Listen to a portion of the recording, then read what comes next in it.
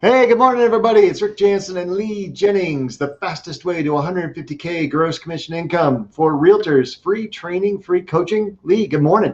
Good morning. How you doing, my friend? I'm doing good. I'm doing good. It's going to be a big day today. What's the big day? Talk to me.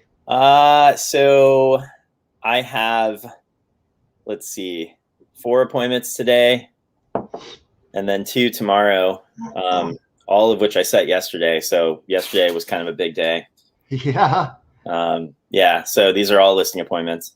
What was your little honeypot for yesterday? You got 6 appointments out of one day of calling. And that's, folks, that's kind of like that. If you're into golf, you get one good swing close to the hole in 18 holes. That's enough to keep you coming back. And that's the way it really has to be with prospecting. You might have a dry spell for 17 holes. And on the 18th hole, you get 6 appointments. It's persistence beats resistance. Talk to me, Lee. What happened? I mean, really just, just prospecting. I mean, it's just, that's really what it comes down to. I mean, I do a lot of previewing. So I'll preview, properties, and, one of these today is a listing that I'm taking. I'm just meeting up with the owner to kind of put the finishing touches on it. And then another, there's 2 others that are, ones where I'm going to preview it, but I had really good conversations with the owners on the phone.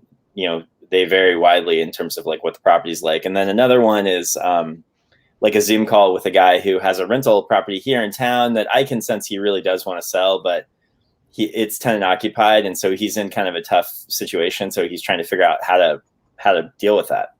Yeah. I've got 2 tenant occupieds right now, and they can be a little bit challenging. Yeah. I wasn't able to get interior pictures that I wasn't able to show. And then 2 weeks later, people are like, well, why is that still on the market? There must be something wrong with it. Right. Like, if you can't get inside, you're going to get investor bids, generally speaking. Yeah, I mean, there's kind of a saying in in one of the programs that I'm involved in, but it's just nothing is as it seems. So when you're here, like there's certain phraseology and certain things that owners, sellers will say to me where I can read between the lines and I can tell that they really, really want to sell, but they are not. They are indicating otherwise, but it's kind of obvious that that's really their goal. Yeah, absolutely. One of these that we're going to close Tuesday, actually, given the holiday. But one of the ones that we're going to close on Tuesday, it absolutely started that way. Off market, fully rented. And they're like, yeah, we're not selling unless we can get some just outrageous price. Right. And I said, awesome. Well, let's get over and see if it's worth it. And, over the course of about 6 weeks to 2 months, finally they said, okay, let's go over and take a look at it. Because they're like, well, maybe that price is possible, right? I said, hey, maybe that price is possible. I don't know. I haven't seen inside. Well, we got inside, and the owner found out that the tenant was just beating the place to heck. Right? All the professional landscaping was trashed out. The entire inside was just an absolute mess. And it dawned on him and her that they were going to have this incredible expense, this incredible nightmare of trying to renovate the property back to what it was before they rented it. Yeah. And now they also had a tenant in there that they didn't necessarily like. They were kind of afraid now that she wasn't going to start paying rent the way she was keeping, things up. We're like, well, Rick, now if you can get rid of it for us, please do. Mm-hmm. And all of a sudden it became more and more accommodating because they realized the pain they were in. They didn't know. Right? It was a frog in hot water situation, right? When you put a frog in cold water on a stove and it's cold, the frog's fine. And you slowly turn the dial up, the frog will never notice when it gets boiling. If you drop a frog in boiling water, it's going to just jump out. Right. So a lot of homeowners, if they have tenant occupied properties, don't realize that the water is warming up all around them. Right. Well, and I think people, what I found, from my years in property management is that people across the board underestimate what it takes to own rental property. Just across the board. Yeah.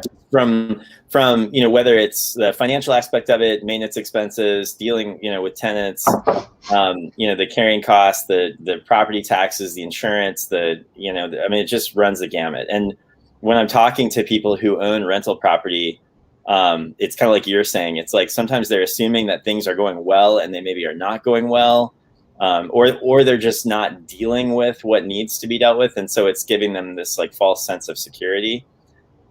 So it's just it's a great way to pick up listings because there's just a lack of awareness around that. Yeah. And it's kind of an ostrich syndrome, right? If I keep my head in the sand long enough, the problem will go away. Right. And really the opposite's true. It's sort of like, it's kind of like you're saying. I mean, there's kind of this threshold beyond which where you go into the property and you see what the condition is. And you're like, if it gets beyond a certain level, it's like something's going to happen. And there's, and the longer you let it, go, the bigger the expense is ultimately going to be. And on this particular property, they needed a new roof. They needed a new sewer line. And so all of a sudden that was $25,000 worth of expenses, and they were trying to sell it as is. Mm-hmm. And it presents, you've got to have some skills on you to start cutting through the experienced buyer pool there, because the experienced buyers know what a sewer line costs, 13,000 in this case, right? They know a roof is going to be 14 grand on a little shack.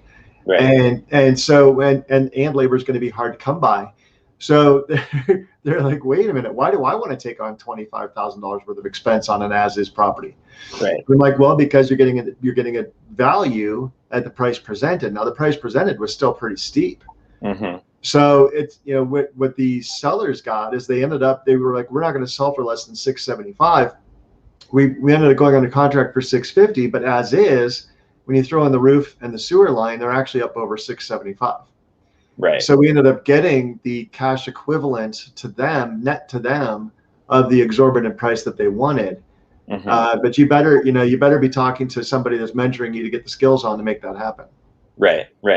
Well, I it's interesting. Sellers often do not give buyers enough credit, particularly in this market, for knowing how to evaluate a property. Like, people are assuming that since it's a hot seller's market, that buyers are just going to come in and make offers and not ask for anything on inspection, or not, or not factor, renovation or improvement costs into their price. And that's just not the case. I mean, it's really not what I'm seeing. And if you're working in the multi-unit space, or you're working in, on an investment or a rental property, typically, the buyers I'm seeing are savvy. They know what things cost. They're going to factor that into the deal, and they're going to evaluate whether or not they want to move forward.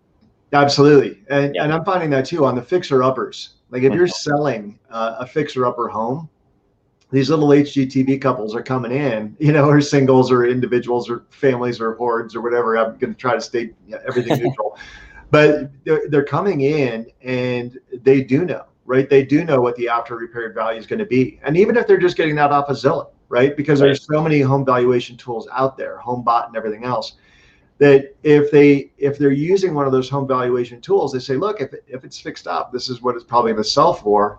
Mm-hmm. I've got to back out 25, 50, 75K to fix this place up. Mm-hmm. And that's people not looking to make a profit. Right. You get to the savvy investor, and they consistently come in at about the same price. Like on this 650 property, we had probably 10 offers at 600. Mm-hmm. They were just coming in ready to rock and roll and rumble because they want the profit, right? They have a dollar figure in mind. Right. Exactly. And that's something that carry the show for just 1 second. I'll be right back. Okay, cool. Oop. Yeah. I'm trying to switch to you.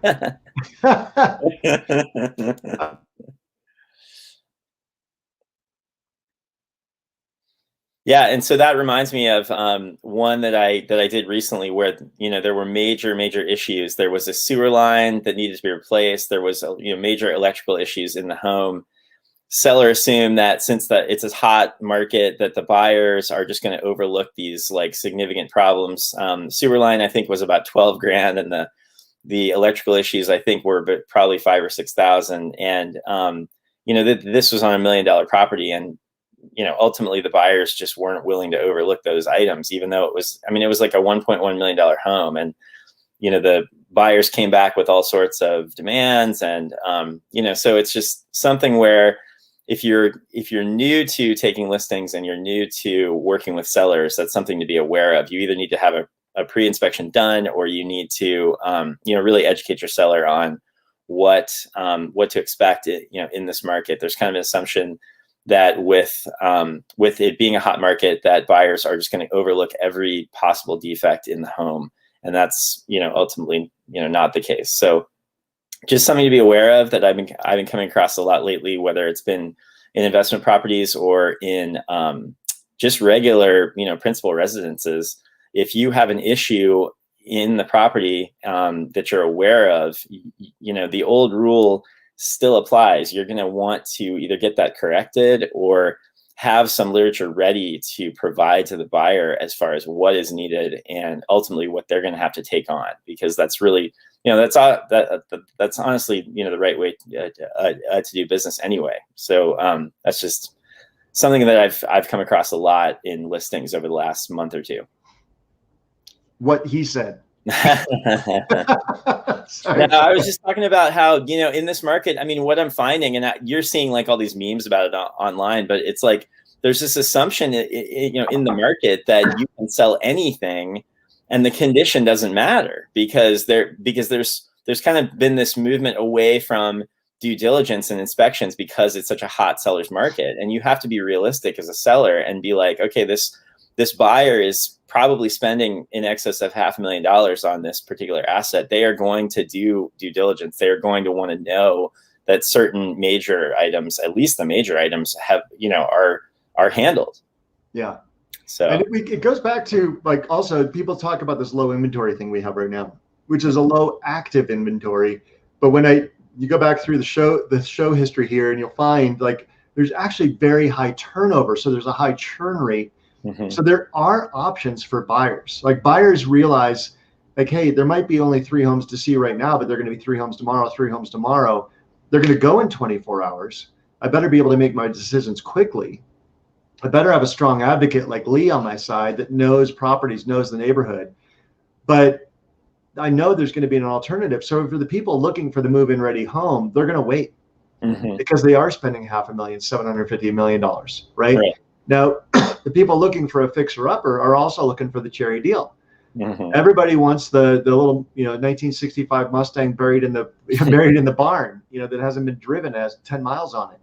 Right? They're all looking for the undervalued thing where they get the win and the seller doesn't. Mm-hmm. And the sellers have been educated by the media to say, hey, we get the profit. I get to schlep some some high mileage car off on you like it's a cherry, and it's not going to happen. Right. And that's that I've been seeing that more and more over the last several months, is just sellers not being realistic about condition and just kind of assuming that things will, take care of themselves. And that's just not the case. I mean, you have to maintain your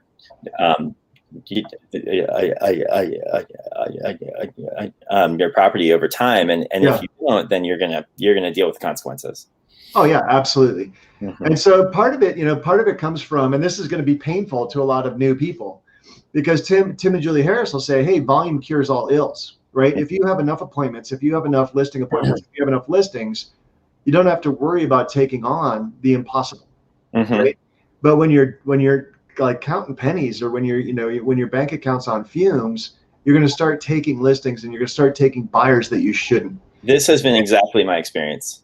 Yeah. So it's a matter of, like, if you're firm on the listing appointment and you know your stuff, you've got to be willing to walk away from an unreasonable seller, mm-hmm. or box that seller in. Right. Writing the contract. Look, hey, we'll go on the market for $900,000.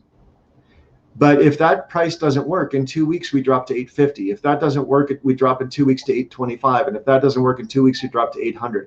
Mm-hmm. And you put it in there so that they're tied in for 6 months.